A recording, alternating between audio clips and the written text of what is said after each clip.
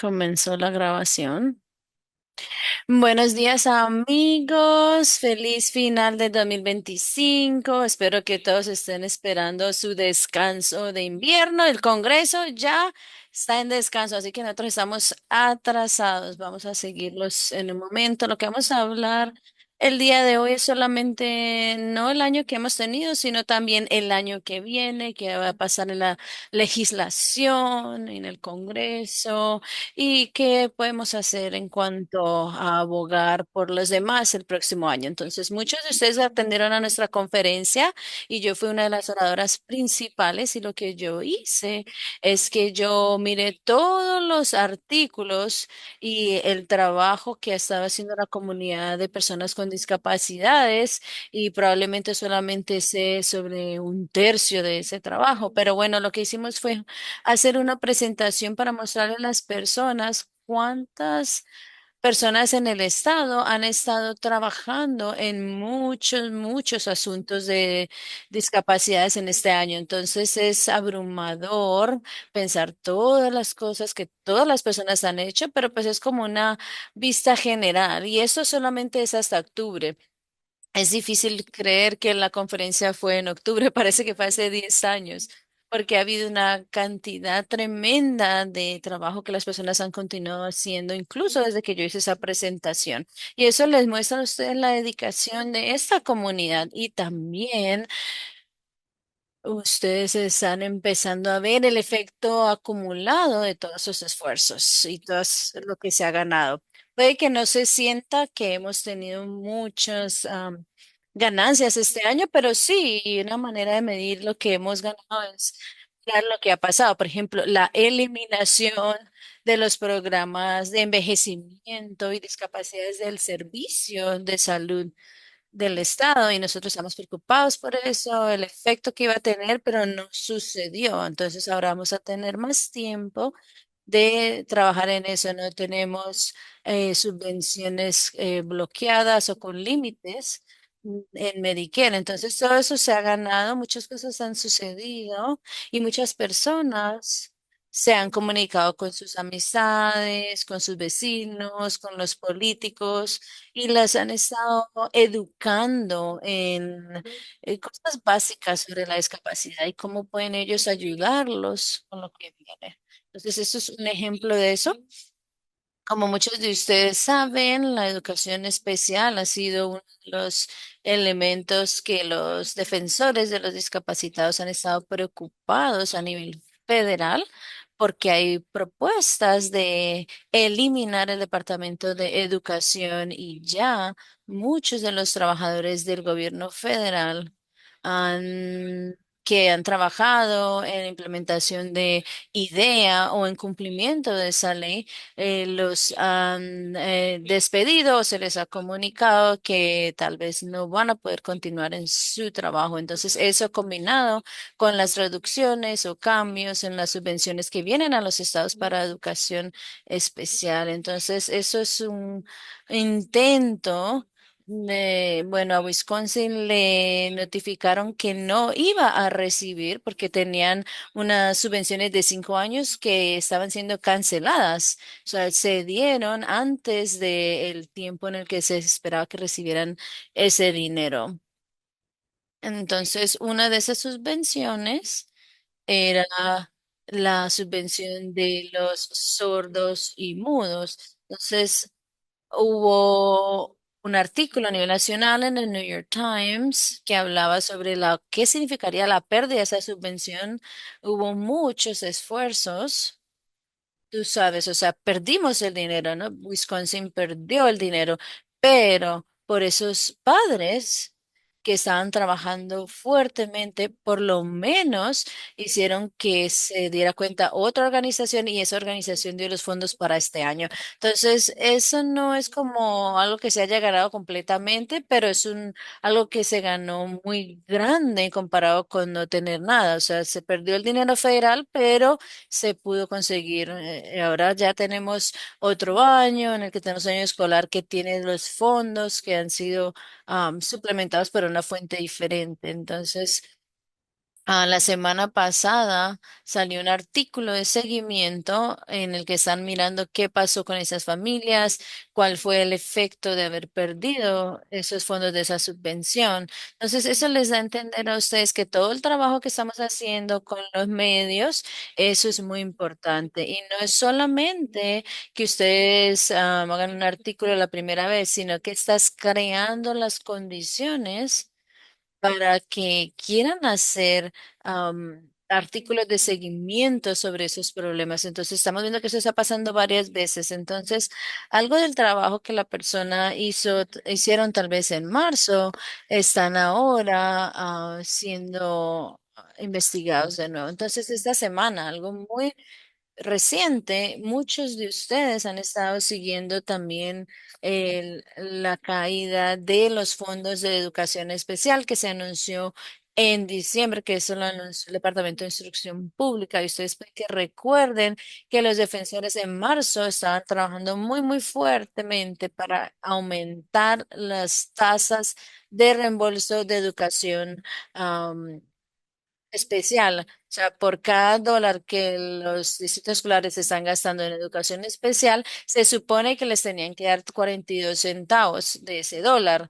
Y eso iba a subir otra vez el segundo año de este presupuesto bianual estatal. Pero pues lo que hicieron fue ponerle una tarifa fija y eso lo basaron en el dinero que ellos estimaron de una manera que no está al día. Son unos estimados ah, antiguos y eso fue lo que se asignó en junio. Y eso no solamente no es suficiente, solamente va a dar 35 centavos en vez de 42 centavos. Entonces el Departamento de Educación Pública hizo ese anuncio y nosotros tuvimos muchos defensores de los discapacitados y unas organizaciones y también defensores de la educación pública que hicieron, como quien dice, un como si fuera un berrinche público, o sea, empezamos a hablar con los medios, hablamos con las escuelas, los estudiantes, y como en 5 minutos tuvimos varios reporteros estatales que se comunicaron con nosotros y nos dijeron que querían cubrir este asunto. Entonces hubo mucha cobertura de los medios, muchos de ustedes participaron en eso, estuvieron en contacto con sus legisladores locales.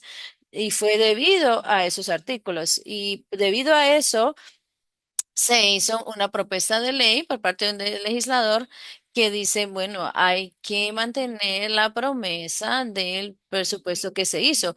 Y esa fue otra oportunidad para que los defensores actuaran. Nosotros hicimos, muchas organizaciones y muchos legisladores escucharon sobre este asunto de nuevo, porque ahora había una oportunidad para ellos de que se unieran a esta idea y dijeran, sí, queremos comprometernos de nuevo a nuestra promesa que hicimos en el presupuesto anual. Entonces, el patrocinio debería supuestamente cerrar el lunes 15 de diciembre, pero en la oficina me dijeron ayer que eso lo ampliaron a enero 9, o sea, quieren darle mucho tiempo, como sea posible, para que los legisladores puedan inscribirse en esa idea y patrocinarla. Entonces, eso lo que significa es que todo ese trabajo de abogacía que se hizo en marzo, que se estaba hablando de lo que iba a pasar eso en junio, resultó entonces en esos recortes de noviembre. Ahora tenemos un proyecto de ley por escrito, que es la primera vez en 10 años en el que deseamos decir nosotros deberíamos ser autosuficientes en financiar nuestra educación especial. Nosotros queremos financiar esas tarifas de reembolso que hemos establecido. Nosotros no queremos llegar a un momento en el que, digamos, lo que yo pusimos no es suficiente. Nosotros tenemos decir, vamos a reembolsar esta cantidad y lo que sea el costo hasta ese nivel de reembolso es lo que vamos a pagar. Eso es una victoria enorme. Y lo que eso significa en enero es que hay otra oportunidad de abogacía, porque cuando ellos vayan a enviar ese proyecto de ley, entonces los constituyentes van a poder decir, bueno, ¿quién está apoyando esta idea? ¿Quién firmó en esta idea? Y entonces hay que mirar que esa cantidad que se prometa sea la que se entregue. Puede que ese proyecto de ley no pase, probablemente no pase. La mayoría de los proyectos de ley no pasan. Muchas cosas se introducen y muy pocas pasan por todo el proceso. Pero es muy importante porque muy seguido las ideas y proyectos de ley que se introducen y no pasan en una sesión, regresan en otra sesión o en el presupuesto estatal y en lo que las personas se ponen más cómodas, que así es como ellos, como estas cosas terminan convirtiéndose en leyes. Nos tomó 10 años llegar a este punto y mira todo el progreso que hemos hecho en 6 meses porque las personas han estado pendientes. Entonces, yo digo, cuando ustedes piensan sobre este año, no solamente son las cosas que se han estado haciendo, cada acción individual, es como agua en una roca. Todos hemos estado constantemente haciendo contacto y ha sido tan importante que aunque no obtuvimos todo lo que hemos querido, todo lo que deseábamos, estamos en la mejor posición para hacer que las cosas sean menos malas o pues obtener unas victorias para los discapacitados en el 2026 y más allá. Otro ejemplo de nuevo en los medios nacionales es cuál es el impacto de los subsidios expirando para el Affordable Care Act. Entonces, cuando los reporteros hacen esas historias, ellos preguntan a las fuentes en el estado para que encuentren ejemplos de personas que ellos pueden mostrar. Entonces, incluso este par de personas que están en la historia, de alguna manera esos reporteros supieron que debían ir con ellos, hacer esas preguntas, estar disponibles, levantar la mano y compartir esas experiencias.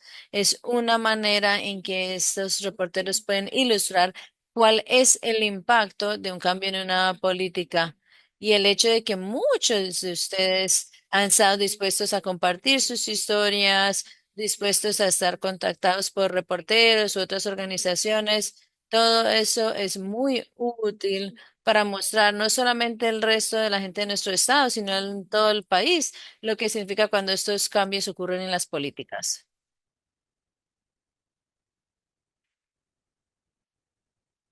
Entonces, ¿qué deberíamos de estar viendo en enero en la legislatura estatal? Aquí hay una lista.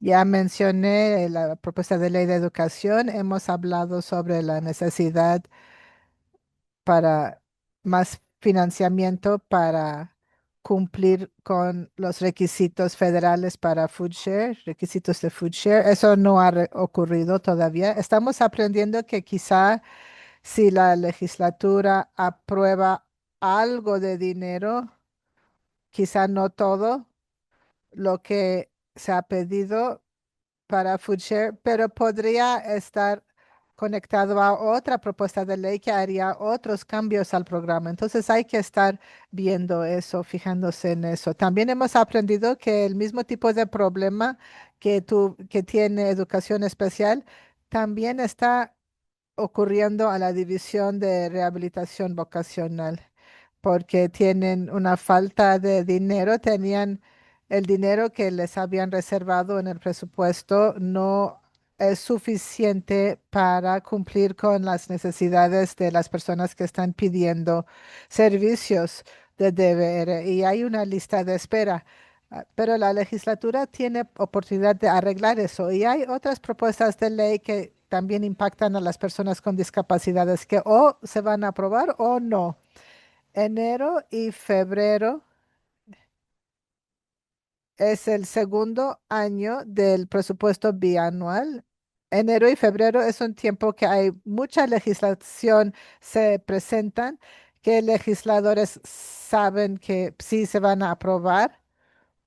eh, pero también es la última oportunidad para todas las propuestas que las personas han estado trabajando por 2 años, que ya sea que puedan ser aprobadas para ambas cámaras o no. Y si la respuesta es no, que no se aprueban, tienen que volver a empezar desde nuevo. en la siguiente sesión. Entonces, si están en el Capitolio Estatal y ve a personas en, en trajes viéndose muy tristes, son los que son los lobbyistas que no están teniendo éxito. Bueno, un poco más sobre división de rehabilitación vocacional o profesional. No teníamos un número la semana pasada.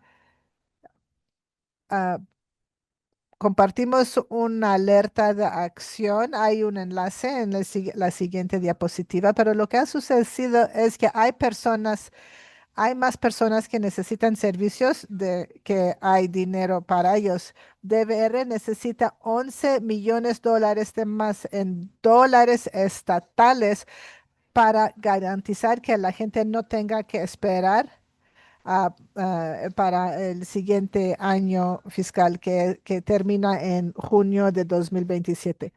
DVR tiene un presupuesto ah, compartido.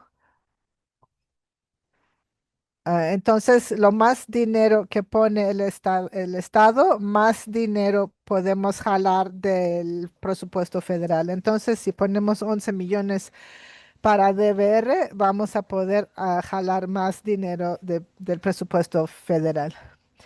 En Wisconsin no ha habido una lista de espera en DVR desde 2014 y ahora están diciendo que si uno está en la lista de espera, quizá tendrá que esperar hasta un año para los servicios. Lo que quiero enfatizar aquí es que es una ilustración excelente de cómo las personas con discapacidades dependen de varios sistemas para seguir funcionando bien. Y cuando algo sucede a uno de los sistemas, eso pone más presión sobre los otros sistemas que la gente ocupa. Es como un banquito de tres patas, específicamente DVR.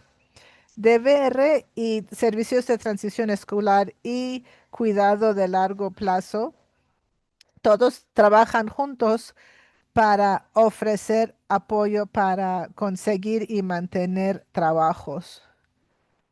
Entonces, si tienes que esperar para DVR, eso quiere decir que hay más espera que ya sea que las servicios escolares de transición o cuidado de largo plazo, esos dos otros sistemas tienen que hacer el trabajo que DVR no puede darles o alguien no recibe esos servicios que necesitas.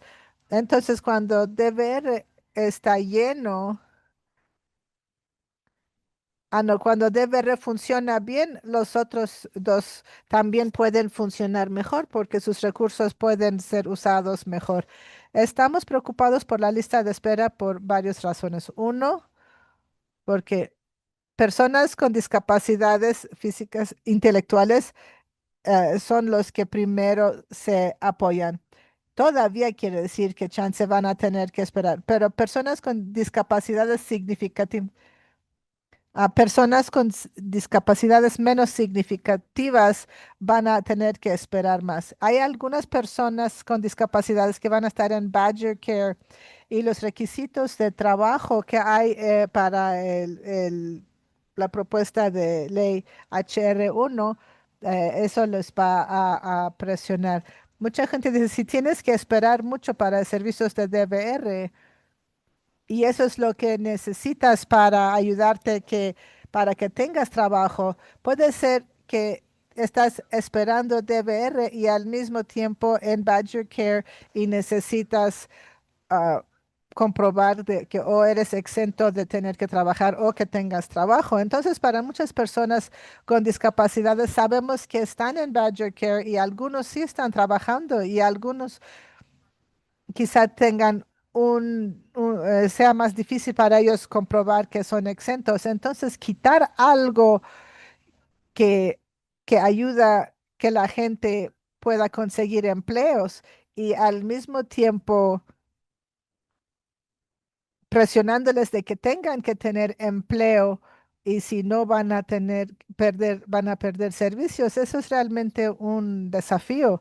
Otras cosas, el financiamiento de DVR impacta muchos programas de transición escolar porque dependen de los servicios de DVR. Es una de las formas que con eso conectan a estudiantes con trabajos permanentes. Algunas personas van a hacer, van a poder acceder a cuidado familiar en IRIS, otros, otros ya están y hay financiamiento para eso en Medicaid, pero si DVR no está disponible o si estás en lista de espera y quizá vas a tener que entrar en la lista de espera antes de poder pedir más apoyo de empleo en el cuidado de largo plazo, eso pone más presión en el cuidado de largo plazo porque las más personas que están intentando usar dólares de Medicaid para reemplazar servicios que podrían haber recibido de DVR, eso va a ser un costo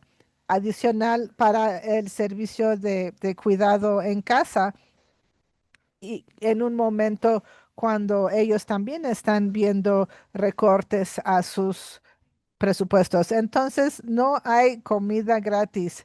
No, no arreglar un problema o crear un problema donde hay ahora una lista de espera empuja presión sobre otros sistemas y probablemente quiera decir que nadie recibe el servicio que necesitan en el tiempo que sea mejor para ellos y también significa que el costo de esperar está, está siendo movido a otros programas que quizá no tengan capacidad de ofrecer más servicios y están bajo presión ellos mismos. Entonces, pueden ver el efecto sobre financiamiento de deber, pero es una buena ilustración de cómo las vidas de las personas están tocadas por varios programas.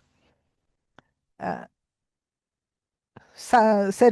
Noticias de Salud de Wisconsin tuvo un artículo esta semana entrevistando al director de Medicaid de Wisconsin y fue muy abierto di- que necesitan mucho más información del requisito de trabajo de Medicaid. Faltan muchos detalles. El lunes se dio más información. Yo lo leí, usted también lo puede leer, pero básicamente repite lo que ya está en la ley actual, HR1. No da mucha claridad, no da más claridad para los estados de cómo se puede traducir las palabras que están en la ley en cómo lo vamos a llevar a la práctica. Wisconsin es un estado que realmente quiere automáticamente tener más personas posibles exento de requisitos de trabajo, porque quiere decir mucho menos trabajo para el Estado y para los participantes. Y CMC está, no está siendo muy, como que no se están preocupando o no están muy interesados en hacer ah, la opción más fácil que los estados han pedido, que por ejemplo, si alguien puede decir que son exentos y esto sea suficiente. CMS está diciendo lo contrario, quiere que los estados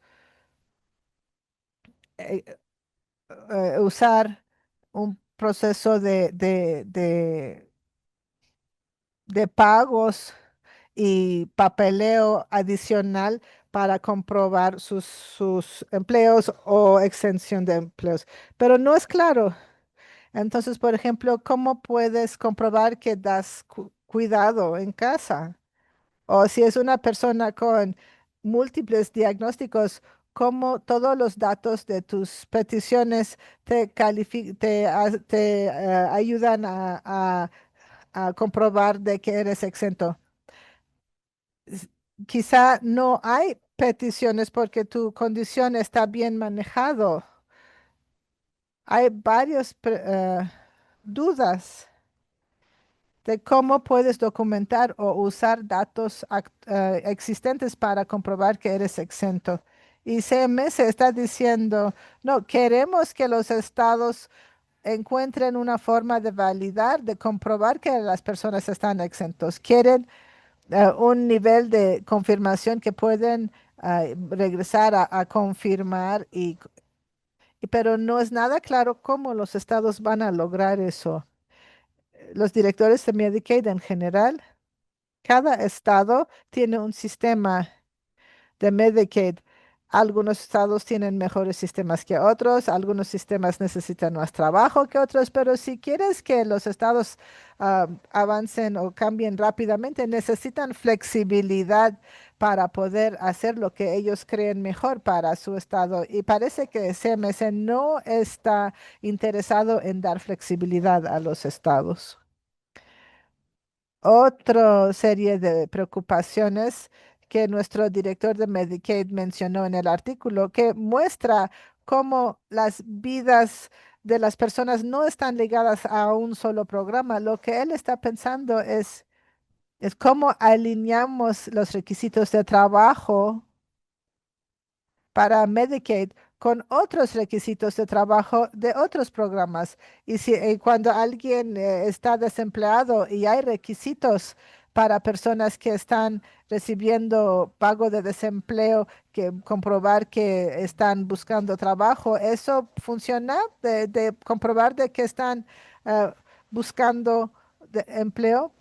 Porque, por ejemplo, personas que están recibiendo desempleo están exentos del requisito de trabajo de Food Share, pero no del requisito de trabajo de Medicaid. Entonces, hay muchos lugares donde las personas pueden caerse en medio de las rendijas entre estos programas. Entonces, podrían perder Medicaid si los estados no pueden resolver estas situaciones comunes de una manera que preserva, mantiene el cuidado de las personas. Este es una diapositiva muy llena, pero quería mostrarles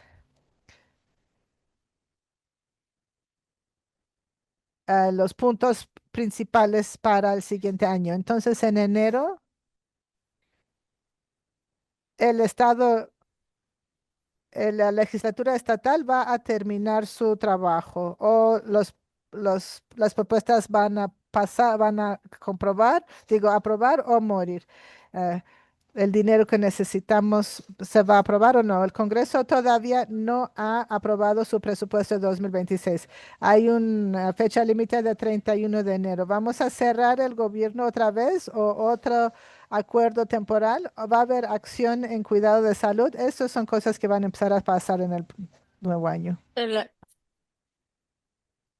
Bueno, la legislatura estatal van a estar terminando su sesión en febrero, a veces en marzo, y muy seguido en el segundo año del ciclo legislativo hay un deseo de terminar temprano porque eso le da a los oficiales o agentes federales dar más tiempo para tratar de em, hacer funcionar eso y mantener sus trabajos. Entonces, muchos legisladores ya están pensando sobre las elecciones que se van a llevar a cabo en noviembre del próximo año, sea que ellos quieran lanzarse o no, y si sí quieren lanzarse, si quieren asegurar que tienen la mayor cantidad de tiempo posible para convencer a los posibles votantes de que ellos deberían mantener su trabajo. Entonces, en mayo esa es la fecha límite para la cual los candidatos tienen que enviar los documentos, tienen que recoger cierto número de firmas para peticionar, para poder tener su nombre en la papeleta de votación. Entonces, esa es la fecha cuando oficialmente vamos a saber cuál es toda la gente que va a estar lanzándose para oficinas legislativas, hay muchos puestos que están abiertos a nivel estatal y federal. Entonces los votantes van a decidir el próximo año quién va a ser el primer gobernador por 4 años. La mitad del Senado está para cambio. Entonces todos los 99 curules de la Asamblea Estatal y todos los representantes en el Congreso de Estados Unidos. Entonces hay mucha gente que tiene la posibilidad de tomar decisiones en políticas relacionadas con la discapacidad que van a estar compitiendo para ganar ese trabajo por primera vez o tratar de lanzarse para reelección para el trabajo que ya tienen. En mayo también vamos a ver al presidente el, sacar sus propuestas de presupuesto. Estamos hablando de eso el mayo pasado, de que, oh, eso va a pasar en mayo otra vez. También hay algunas fechas de implementación que van a empezar a venir, que el Congreso pasó en julio. Entonces, CMS va a tener que producir unos de los artículos que van a tener que proporcionar son los requisitos de trabajo en junio. Ahí es cuando va a empezar el presupuesto federal de junio para agosto. Esa es la primaria bipartidaria estatal. Entonces, todos los que se van a lanzar a una oficina política, ustedes pueden tener varios candidatos de de una sola, de un solo partido. Entonces, ustedes votan para ver quién va a ser su decisión de su papeleta de votación para noviembre. Entonces, noviembre 3 es el día de las elecciones. Entonces, todos esos puestos que para los cuales están lanzándose las personas, vamos a saber quiénes van a ser los que van a tomar las decisiones para el 2027 después de esas elecciones. Entonces es muy importante recordar que el gobernador tiene un papel muy importante en este estado. Vamos a tener un nuevo gobernador. El gobernador actual, Tony Evers, no se va a reelegir, entonces no importa quién gane, va a ser una persona nueva.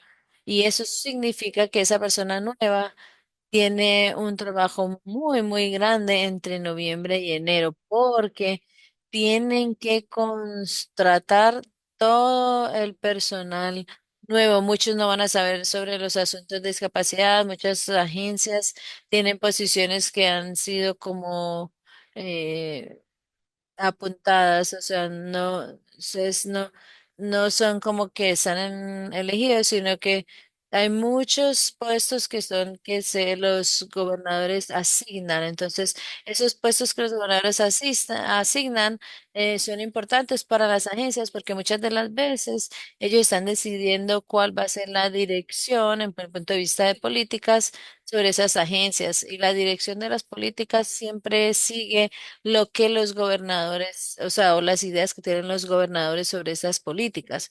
Entonces, esas personas nuevas, quien seas que ellos sean, puede que tengan más experiencia en las agencias o en los asuntos en los que trabajan esas haciendas, ellos van a tener una capacidad tremenda de o continuar con políticas que están existiendo ahora o cambiarlas o incluso revertirlas. Ese nuevo gobernador también va a tener que empezar a hacer borradores del nuevo presupuesto estatal y ese nuevo presupuesto estatal va a ser realmente importante porque ahí es donde Wisconsin va a empezar a ver la de toma de decisiones sobre cómo vamos a compensar por todos esos recortes que pasaron en los gastos federales, en Medicaid, en SNAP, en educación especial y otros programas con subvenciones. Entonces, es mucho trabajo para quien sea que sea elegido como gobernador, que tienen que hacer en una cantidad de tiempo corta. Diciembre, la legislación de el estado escoge sus líderes y esos líderes son importantes porque esos líderes no solamente determinan cuáles van a ser los comités, sino quiénes están en los comités, pero ellos establecen las prioridades que quieren alcanzar en la legislatura. Entonces, tal vez si la legislatura es muy diferente, uno podrá ver muchas personas diferentes en posiciones de toma de decisiones o que se queden igual. Y va a haber muchos nuevos legisladores. Uno puede o puede que no tenga familiaridad con los asuntos de discapacidad. Entonces, en enero, en este momento, el próximo año. Vamos a hablar sobre los requisitos de trabajo de Wisconsin entrando en vigencia. Entonces, cuando uno piensa sobre los próximos 9 meses, es una oportunidad increíble para asegurarnos de que los candidatos entiendan la importancia de los asuntos de discapacidad, que realmente se estén comunicando muy claramente con los miembros de la comunidad sobre qué cambios o qué políticas, qué podrían significar esas políticas para las personas con discapacidad. Y también mucha oportunidad para asegurarse de que cuando tenemos nuevos líderes elegidos, que ellos estén pensando sobre las discapacidades y otras prioridades mientras empiezan a darle forma a qué es lo que van a hacer en el próximo ciclo legislativo. Entonces, yendo un poquito más allá. Uno puede ver más o menos que hay como un flujo, hay un ciclo aquí. El próximo enero, esos nuevos legisladores que fueron elegidos en noviembre, entonces toman sus curules. Los nuevos del Congreso toman sus curules. Y en febrero es cuando el gobierno tiene que presentar su presupuesto ejecutivo, lo que él o ella necesita alistar después de que le elijan. Y ese presupuesto va a ser muy importante porque es el punto de partida hacia dónde va ese ejecutivo a decidir que sucedan los recortes primero en marzo. El comité de escritura de presupuesto va a decidir si van a comenzar con el borrador del gobernador o van a hacer el suyo. Hay un día de defensoría o de abogacía para ayudar a empezar el proceso. Entonces, eso va a estar comprimido entre el próximo marzo y el próximo junio. Ese va a ser un periodo muy intenso en el que muchos programas de discapacitados van a estar o financiados de la misma manera o financiados de una manera diferente, recortes o incrementos. Bueno, entonces con eso, la Survival Coalition está organizando como unos entrenamientos de organización comunitaria bastante intensos. Esto es para las personas que están con discapacidades o miembros de la familia o personas que trabajan con personas con discapacidades. Y el propósito de la capacitación no es para contar su historia, sino cómo ustedes organizan a la comunidad para fortalecer la acción colectiva por el bien de la comunidad discapacitada. Hay 3 sesiones, va a haber como 3 horas cada una.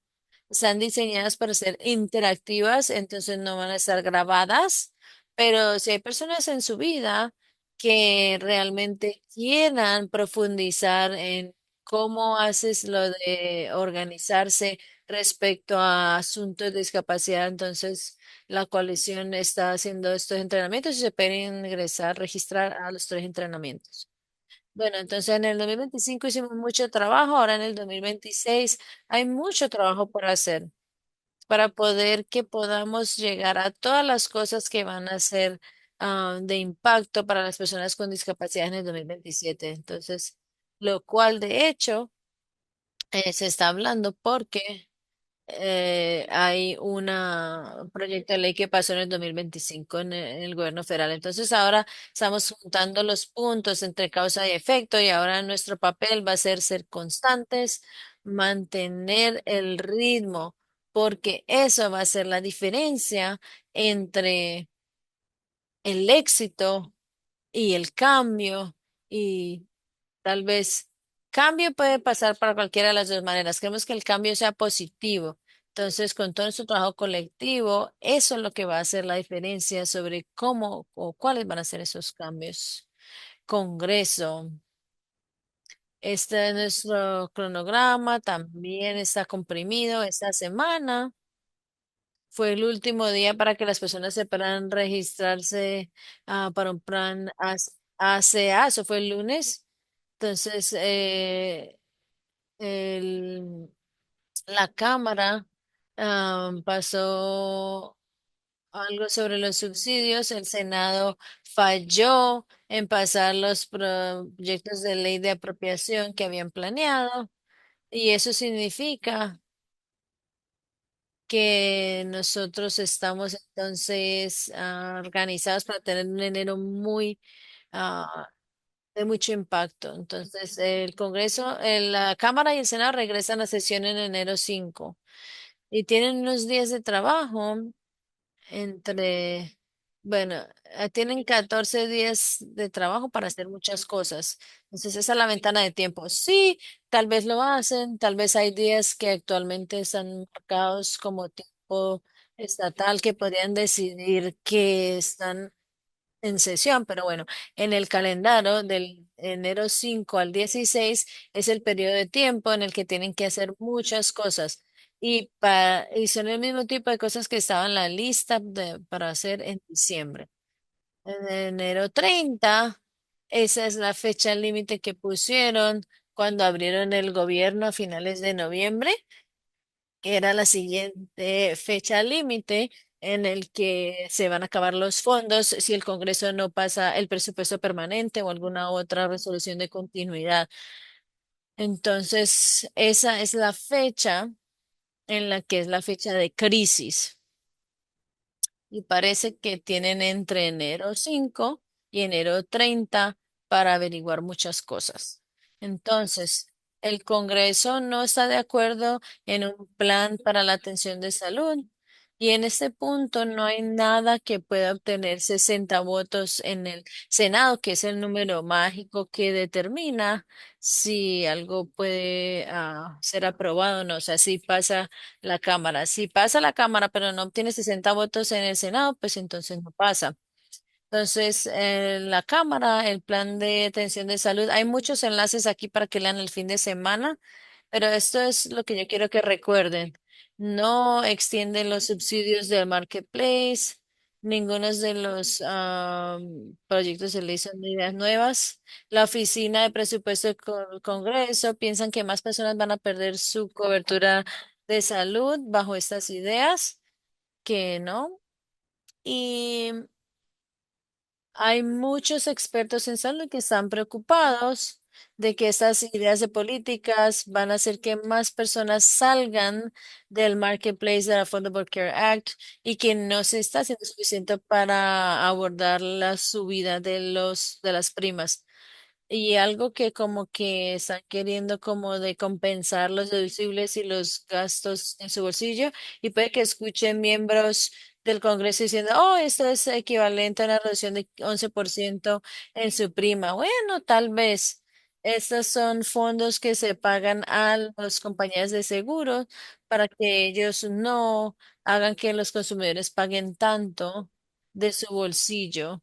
Y sí, hay una relación entre eso y las primas, pero sí puede que reduzca las primas por 11%, pero las primas van subiendo 26% o más en muchos casos. Entonces, pienso que para muchas personas es en realidad muy pronto para decir si esos cambios de hecho van a ser en un balance, ponerlos en un mejor lugar que estar extendiendo los subsidios actuales. Y nomás para que sepan cuáles son las ideas del proyecto de ley. Muchos de estos están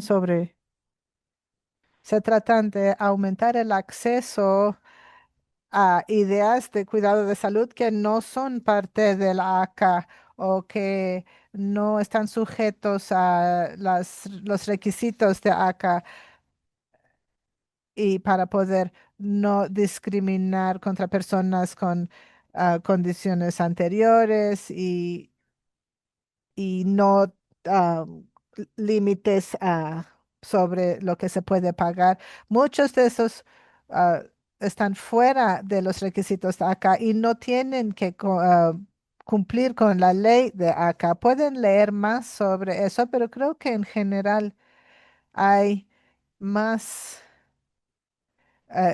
Hay una dirección en las políticas de tener alternativas que ponen más responsabilidad sobre los individuos para escoger y tomar el riesgo de su elección, de diferentes programas de seguro que tienen primas diferentes y costos adicionales diferentes. Hay miembros del Partido Republicano que están muy frustrados que la Cámara de Representantes no hizo nada para ah, ampliar o dar extensión a los subsidios. Hay algo que quizá han escuchado en las noticias de una petición de discharge. Si más de la mitad de representantes firman, se puede llevar la propuesta de ley al voto. Es una manera de hacer que la decisión no lo tenga que tomar el liderazgo, sino los miembros. Entonces, ya se hizo una petición así, se votó, se firmó. Y dice, bueno, vamos a hacer lo que estamos haciendo por 3 años más. Y 4 republicanos moderados firmaron y ahora entonces hay suficientes firmas que ahora a fuerzas tienen que votar, toda la Cámara tiene que votar sobre la propuesta en enero. Hay otros que votaron de cambiar los subsidios, pero hay un límite de 7 días legislativas de espera, pero ahora que se cumplieron las firmas, solo hay 6 días legislativos este año. Entonces, el voto va a ser hasta enero. Entonces, es seguro que el 31 de diciembre los ACA los subsidios de ACA van a vencerse, aunque en enero podría ser que lo vuelvan a aprobar. Pero no hay ningún acuerdo ni en la Cámara de Representantes ni en el Senado sobre lo que tienen que hacer. Y cualquier diferencia a lo que estamos haciendo ahora es un reto, ah, porque cualquier cambio a los subsidios se tendrían que calcular, qué querrán decir estos cambios para las primas del seguro y otras cosas. Sin embargo, si fuéramos pesimistas, diríamos, Congreso ha sabido exactamente cuándo van a vencer estos subsidios desde hace un año y no han hecho nada al respecto. Tuvieron la oportunidad de extender esos subsidios en una propuesta de impuestos que aprobaron en julio y no lo hicieron. Tuvieron oportunidad de extender los subsidios antes de que cerró el gobierno y después de que reabrió el gobierno y tampoco lo hicieron.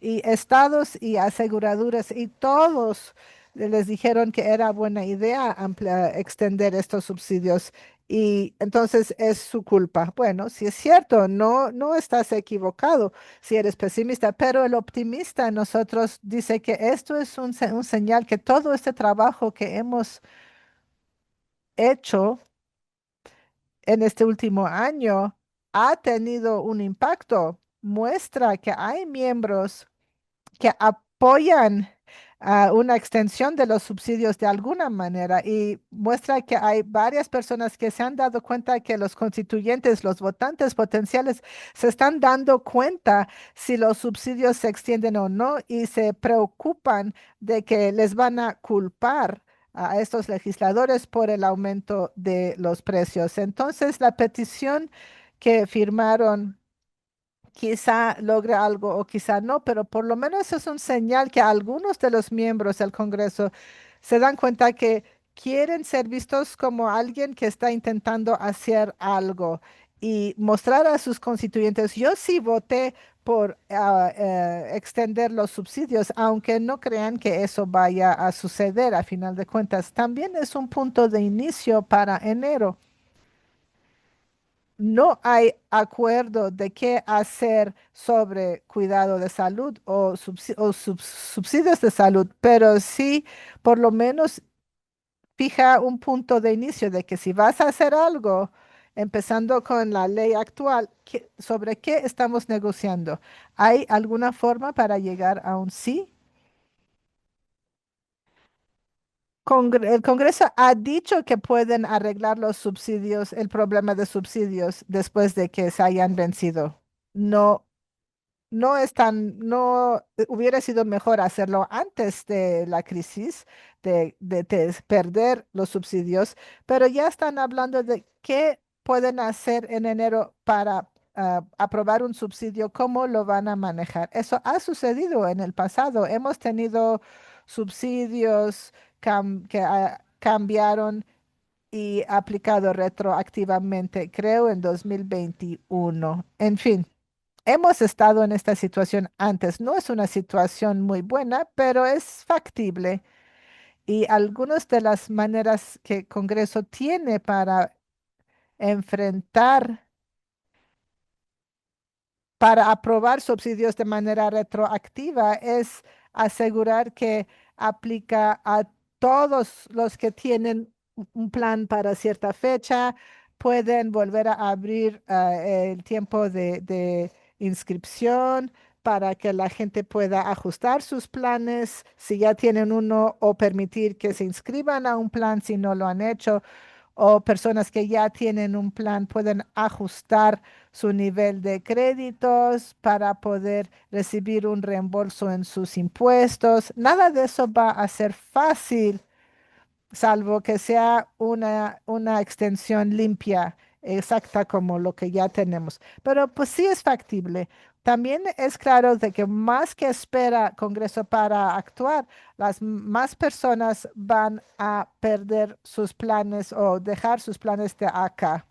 Una parte importante, crítica en el cronograma es que hay personas que tienen que firmar por su nuevo plan el 1 de enero. Entonces, lo que están viendo es que cuántas personas realmente van a pagar por pagar las primas en enero, porque hay personas que quizás se inscriben para un plan pero se dan cuenta que no les alcanza el dinero para pagarlo y no lo pagan y se quedan sin seguro. Entonces, lo más que espera el Congreso, lo más seguro que es que va a haber personas que van a dejar de estar en acá y va a ser más difícil para aseguraderos estatales de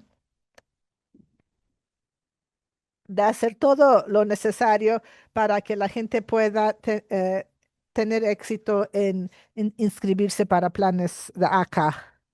Están los problemas logísticas, tener que recalcular y reprocesar la información de las personas, pero quizá la tarea más difícil es contactar a personas que dejaron su cobertura, que soltaron su cobertura, que decidieron antes que decidieron que no podían pagar ninguno de los planes de ACA y no inscribieron en ninguno. O personas que inscribieron con planes de menos cobertura, de reevaluar sus decisiones y quizá tomar otra decisión distinta para su seguro. Entonces, muchas personas ya han tomado sus decisiones. Los subsidios, aunque cuando vencen el 31 de diciembre, regresan al nivel de 2010. Entonces hay algunas personas que van a perder su subsidio completamente y algunas personas todavía van a recibir subsidio dependiendo de sus ingresos. Es posible hacer algo después del hecho. Y esta petición de descarga que firmaron, si pueden tener un acuerdo entre el Senado y la Casa de Representantes de qué hacer y si en el Senado pueden recibir 60 votos. Entonces, las preguntas que ustedes podrían hacer si esto se vuelve un tema de discusión en enero es si tu miembro de Congreso ha firmado esa petición de descarga o no. Y si no, lo firmarían y firmarían la petición que dice vamos a seguir haciendo lo que estamos haciendo por 3 años. Si apoyan los subsidios pero los quieren cambiar, hay otras preguntas. Bueno, ¿qué cambiarías? Y esos cambios, ¿qué significarían para la gente? Si los miembros no están dispuestos a extender o cambiar los subsidios, entonces, si no apoyan eso, ¿cuáles son sus planes alternativos para hacer una diferencia para las personas que están intentando acceder a cuidado de salud? Otra serie de preguntas que podrían hacer es que si le están diciendo, sí, yo apoyo extender los subsidios en enero, eso es muy buen momento, buena oportunidad para hacer más preguntas detalladas de cómo lo van a hacer y ayudar a resolver los problemas que los expertos en cuidado de salud saben que van a suceder. Cuando personas que ya eligieron un plan de seguro tienen que saber que que pueden tomar otra decisión y cuáles son las opciones, qué significan las diferentes alternativas y para cuándo tienen que tomar esa decisión. Y para un recordatorio, muchas personas han estado buscando diferentes opciones para cuidado de salud porque los planes de ACA han subido en precio. Otra pregunta para legisladores es para personas que tomaron otra decisión porque sabían que no podían pagar sus primas de seguro sin subsidios, ¿pueden salir de su plan donde se firmaron si pueden cancelar su otro plan y ahora inscribirse con ACA o ya tienen que quedarse con la decisión? Porque quizá alguien ya tomó una decisión sobre un plan de seguro catastrófico u otro que no podían pagar ambos, un ACA y uno de salud catastrófico. No vamos a pasar eso mucho, no vamos a hablar de eso mucho, pero hay unos artículos excelentes sobre cuáles son algunas opciones fuera de acá y por qué son un riesgo, sobre todo si no eres una persona que puedas asegurar que vas a tener buena salud en todo el año. Y yo he dicho esto antes, pero los costos de salud continúan incrementando para todos. Las personas que tienen estos planes de ACA ven eso más directamente, pero también está incrementando para las personas que tienen seguro médico patrocinado por su empleador, Medicare, Medicaid, porque los costos de salud están incrementando. Entonces, así ustedes no tengan un plan del ACA, su seguro médico probablemente va a subir este año. Si tienen un plan copatrocinado, el aumento promedio es 6.25%. Para algunas personas dicen que puede subir hasta un 10% y muchos empleadores están intentando mantener las premias bajas, pero puede que aumenten su deducible o sus copagos o coseguro como una manera de mantener las primas iguales, hacer que ustedes sean responsables por una cantidad más alta de la cobertura de salud que ustedes usen. Entonces, si nosotros también terminamos con muchas personas que están perdiendo la cobertura este año porque tenían seguro por el ACA y tienen menos cobertura o no tienen cobertura, eso lo que hace es que termina llegando a hacer costos más altos en general, porque los proveedores de salud, ellos generalmente suben los precios porque hay más personas que no pueden costear el cuidado que están recibiendo. Entonces, eso hace que aumenta para todos. Entonces, eso va a hacer también que suban los precios de las personas que tienen seguros patrocinados por el empleador. Entonces, nadie está saliendo beneficiado este año. Todos vamos a estar pagando por parte de eso y potencialmente entre más personas que no puedan costear su cobertura, más altos van a ser los costos, más van a subir. Nosotros hemos visto esto antes en el Congreso, estamos pidiéndole al Congreso que, porque sencillamente terminar los subsidios, eso no está llegando al punto de por qué están subiendo los costos de salud, porque los consumidores tienen que continuar cubriendo más y más de facturas más costosas que no pueden pagar.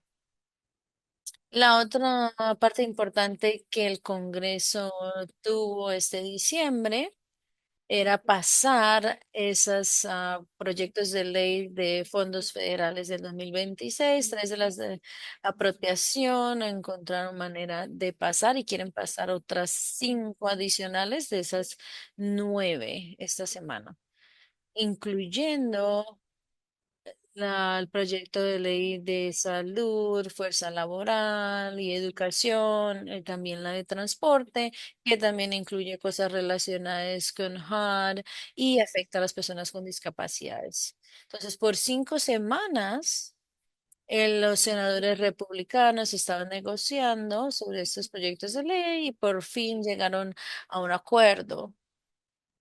Y dijeron, sí, podemos llevar esto al piso, pero vamos a tener que hacer que la revisen los demócratas para que miren y puedan decir si podemos llevar esto a votación.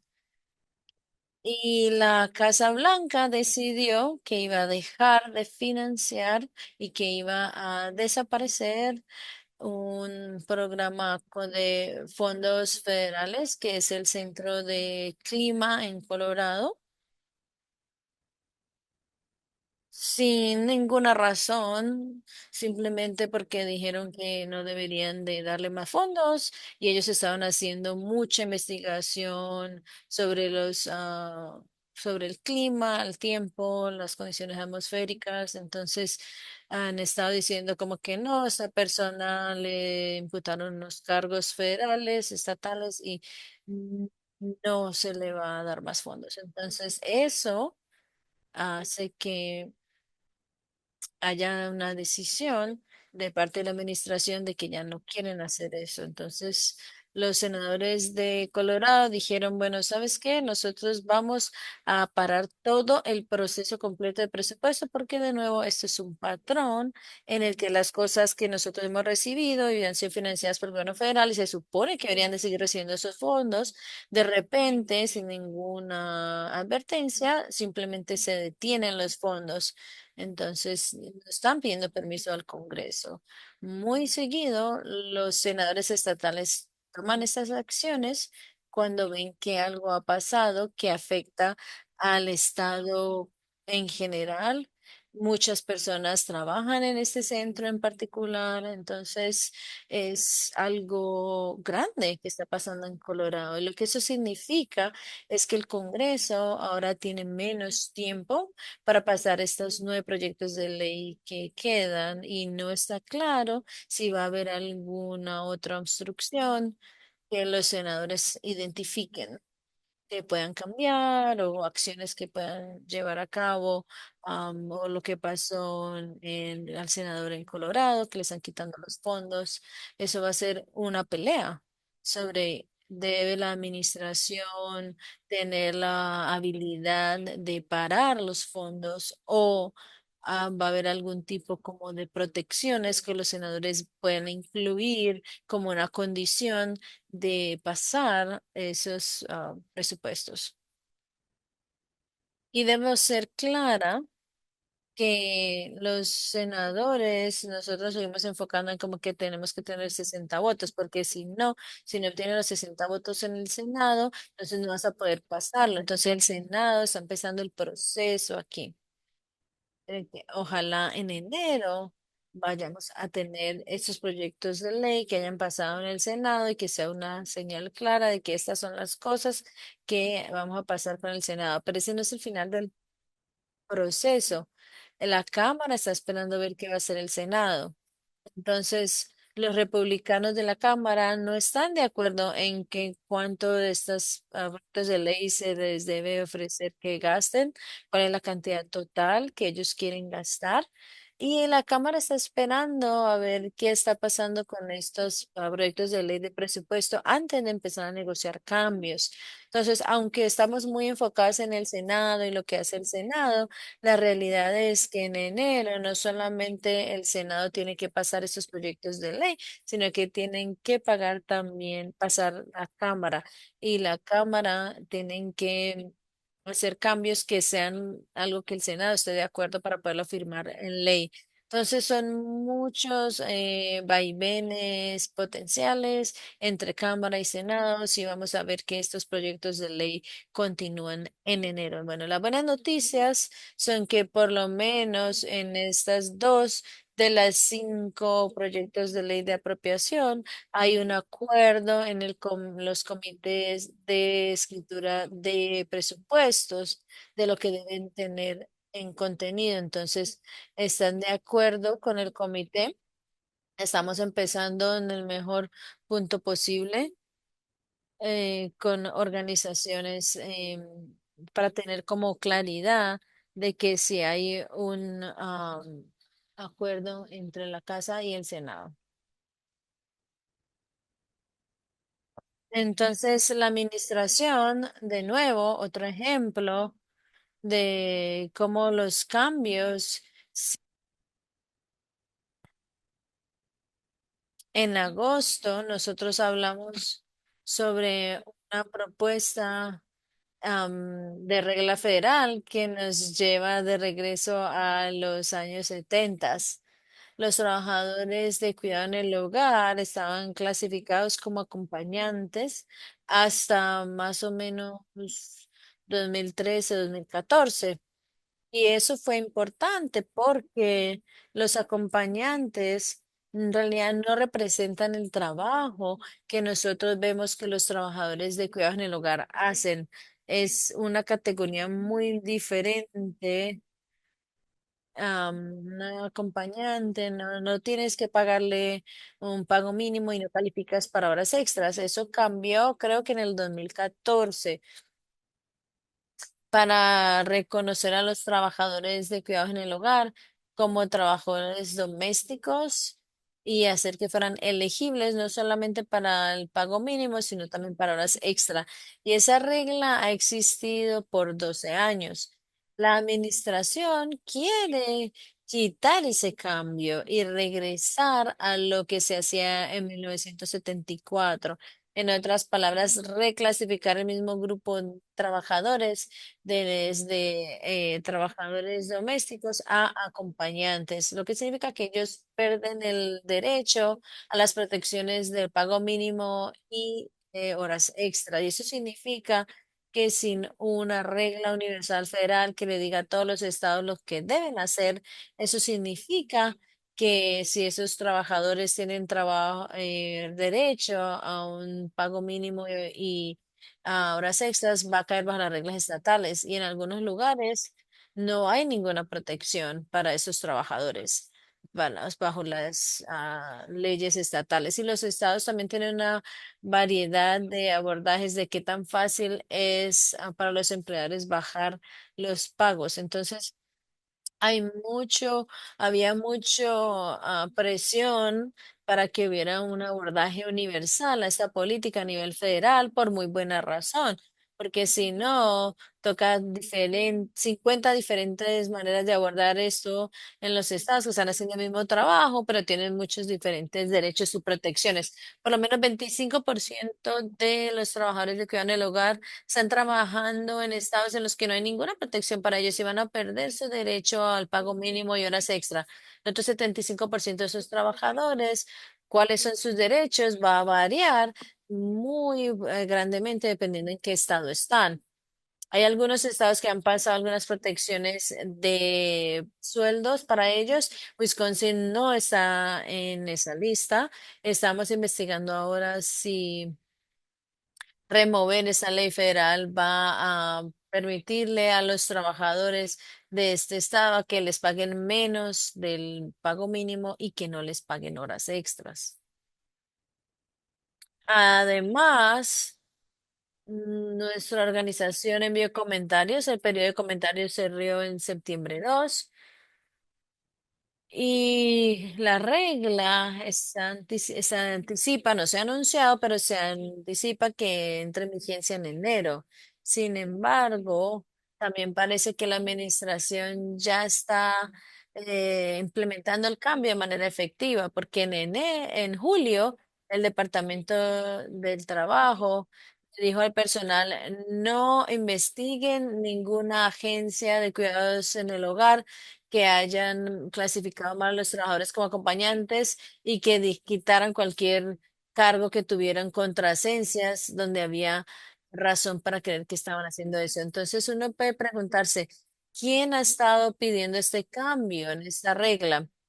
Parece que hay una coalición de empleadores de cuidadores en el hogar que han estado trabajando en esto de manera extensiva y eso ha aumentado la consolidación o unos compañías que son con ánimo de lucro o firmas de equidad que están comprando los empleadores pequeños. Y hay un historial de estos agencias que han explotado esta regla de acompañante para pagarle menos a los trabajadores. Entonces hay una asociación de cuidados en el hogar que ha querido este cambio y han dicho porque estas protecciones existen, eso significa que los costos de cuidado en el hogar son más altos porque tenemos que pagarle a los trabajadores un pago mínimo y unas horas extras, porque si no tenemos que hacer eso, el costo sería menos. Ellos han estado funcionando en esta regla bien, con éxito por 12 años. Entonces, pues ustedes pueden formar su propio juicio al respecto. Mucha gente en nuestra comunidad reconoce el valor de sus trabajadores y muy frecuentemente las personas que han estado abogando por ellos para que les paguen más de lo que les están pagando y también para que tengan beneficios completos. Y para muchos cuidadores en el hogar, eso es suplementario a la cantidad de cuidado que están dando de manera gratuita. En nuestra encuesta reciente de Survival Coalition, encontramos que lo que se basan en los cuidadores en el hogar, la cantidad de apoyo que le están dando como parte del plan es muy alta y muchas personas reportan que es un trabajo que es más que horas extras, más 120 horas a la semana. Eso es mucho menos de lo que le están pagando. Entonces, la fuerza laboral está suplementando lo que las familias ya están haciendo. Por eso las familias han estado abogando para que se paguen a esos trabajadores. Pero la realidad es que ha habido menos trabajadores, las horas han sido cortadas. No hay cuando uno ya tiene miembros de la familia que están contribuyendo tantas horas como lo están haciendo, no hay más horas o miembros de la familia que puedan venir y llenar esa brecha. Y tenemos casi 10 millones de personas ahora mismo en este país que se basan en los trabajadores en el hogar y también en los familiares para estar fuera de otras instituciones que tienen más costos más altos. Otro artículo, otra vez, esto es un artículo de seguimiento sobre los cambios que están sucediendo desde el marzo pasado. El Departamento de Justicia Federal, hemos hablado de eso un par de veces, ha cortado varias posiciones, eliminado varias posiciones que enfocaban en ah, hacer valer las leyes de discapacidad. Y también hay varias fuentes de financiamiento federal que iba para organizaciones de derechos de discapacidades estatales y Wisconsin tiene derechos de discapacidades y cada estado tiene una agencia hermana que tiene sobre derechos de discapacidades y son los que están para protección y abogacía para los discapacitados y hay varios ejemplos de eliminar o reducir fondos para estas agencias o hacer que no puedan asegurar que las leyes de discapacidad se cumplan. Eso ha sido un problema muy grande porque es la experiencia profesional para las personas discapacitadas cuando no están, cuando sus derechos no están siendo respetados, cuando hay menos personas y capacidad de apoyar a personas que sus derechos están siendo violadas, ¿qué va a suceder para estas personas que necesitan este apoyo? El artículo también habla sobre las consecuencias de reducir el financiamiento para las organizaciones estatales para derechos de discapacidades. Estas organizaciones tienen leyes muy diferentes sobre las condiciones de personas con discapacidades. Son las personas que están permitidos de entrar en casas hogar o en casas de retiro para checar el cuidado que reciben las personas discapacitadas. Y si no hay personas ya que pueden ir a verificar el cuidado que reciben personas en lugares de alto riesgo, entonces hay más riesgo de personas que están en estas instituciones que sus derechos estén siendo violados y no tengan a dónde recurrir para apoyo. También esta semana ha habido algunos artículos sobre un aumento en el uso de la palabra R, retrasado, porque el presidente y otras personas de la administración han estado usando esa palabra de retrasado para dirigirse a hablar de personas con discapacitados. Y anteriormente ha habido esfuerzos para quitar esa palabra de políticas, no hay necesidad de usar ese término y ha habido acuerdos sobre eso, pero ahora que se está usando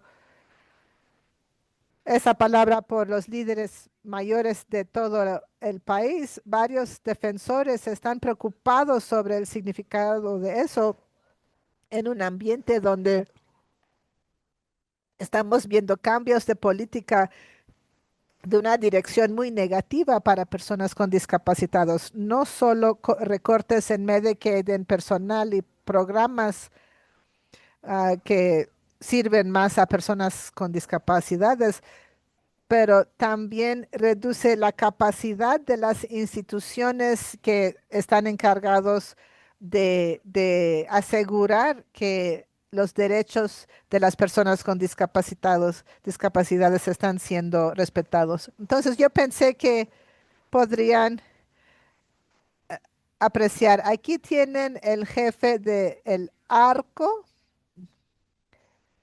Es muy importante de por qué este término está siendo usado más comúnmente por personas en poder.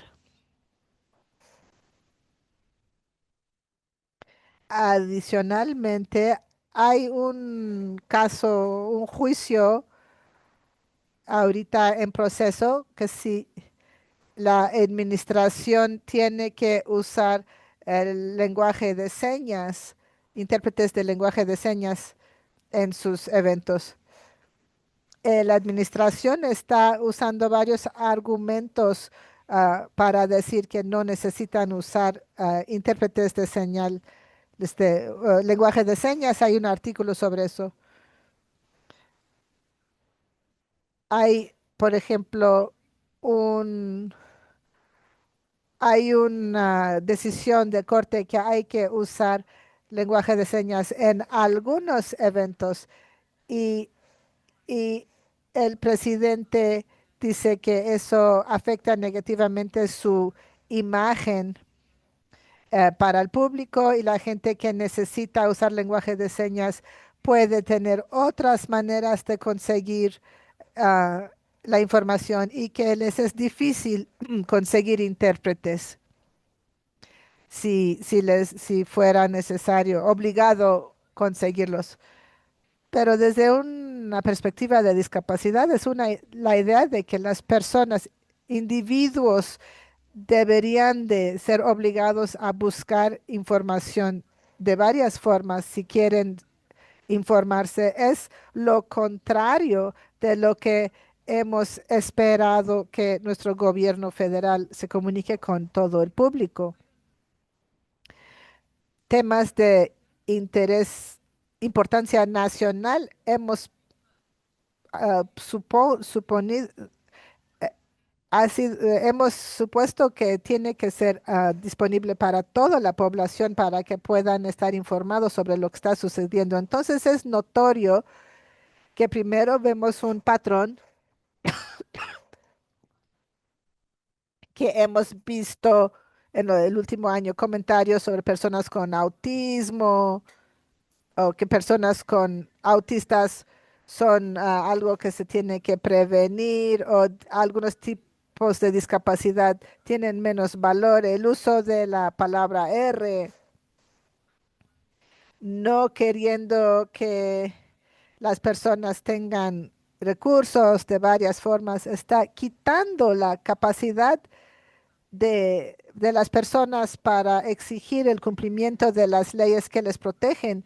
Y eso todos son pedazos de un patrón más amplio que los defensores están preocupados porque están viendo las prioridades de la administración y su interés o no interés en las personas con discapacidades. Última diapositiva. Mm, Iowa el otoño pasado aprobó una ley que permitió que, que Nebraska, que los requisitos de trabajo nuevos, algunos estados están implementándolo desde el 1 de enero. Nebraska dice desde el 1 de mayo, porque Medicaid, muchos sistemas de Medicaid están diciendo que mientras no hay más aclaración de, para decir qué pueden o no pueden hacer, no quieren hacer ningún cambio hasta que la agencia federal aclare bien lo que tengan que hacer. Entonces, el hecho de que hay un estado implementando, Iowa está implementando los requisitos de trabajo nuevos, luego, en 1 de enero, mientras que otros estados están diciendo que no hay que hacer el cambio demasiado rápido porque todavía no se han resuelto varias cosas. Y Nebraska, incluso que va a empezar a implementarlo 1 de mayo, quiere decir que ya tienen que empezar a informar eso. Parece que 9% de la población de Nebraska va a tener que comprobar los requisitos de trabajo, cumplir con esos. Tienen que comprobar que o que están trabajando o que están exentos. 30,000 personas tienen que comprobar que están trabajando. Eso es importante porque va a permitir que otros estados vean cómo les va, que también avanza eso. Y también ver los problemas que resultan. Entonces, los estados que adoptan de manera temprana los cambios en los requisitos de trabajo, ah, va a mostrar va a mostrar los problemas que puedan suceder. Entonces, es algo que podemos estar viendo. ¿Cuántas personas con discapacidad no pueden comprobar que están exentos y les quitan de la lista de Medicaid? ¿Cuántos no pueden comprobar que están trabajando lo suficiente y les sacan de Medicaid? Esas son las cosas que cuando Arkansas y Georgia implementaron sus requisitos de trabajo, hemos estado estudiando sus casos y las personas empezaron a ver bastante rápido que sí hubo una reducción en el número de personas en Medicaid y el tipo de personas que estaban perdiendo cobertura y por qué estaban perdiendo cobertura de seguro de salud. Y finalmente, otro artículo salió esta semana que habla de todos esos recortes grandes en Medicaid también impactan los esfuerzos de los estados para intentar contener o minimizar el gasto en cuidado de salud. Varios estados han intentado poner límites sobre el gasto en servicios de salud, pero cuando están quitando $1 billón los precios están subiendo porque van a necesitar reemplazar esos dólares de Medicaid que perdieron y también más personas que no tienen seguro, ya sea que perdieron su Medicaid o cobertura de ACA. Entonces, en los estados con límites, no es claro si los hospitales van a poder aumentar sus precios. En dos de los estados, los hospitales van a tener castigos ah, si aumentan sus ah, costos y los demás no. Y entonces, en lo que los proveedores de salud suben sus precios, eso lo van a pasar a los clientes y probablemente lo va a ser más difícil para los estados que quieren hacer algo, han querido hacer algo para minimizar, bajar los costos de salud. Va a ser mucho más difícil que hagan eso cuando hay un aumento en cuidado sin compensación. Y eso es el final para este año. Vamos a regresar el 9 de enero para empezar de nuevo. Sally, ¿hay preguntas?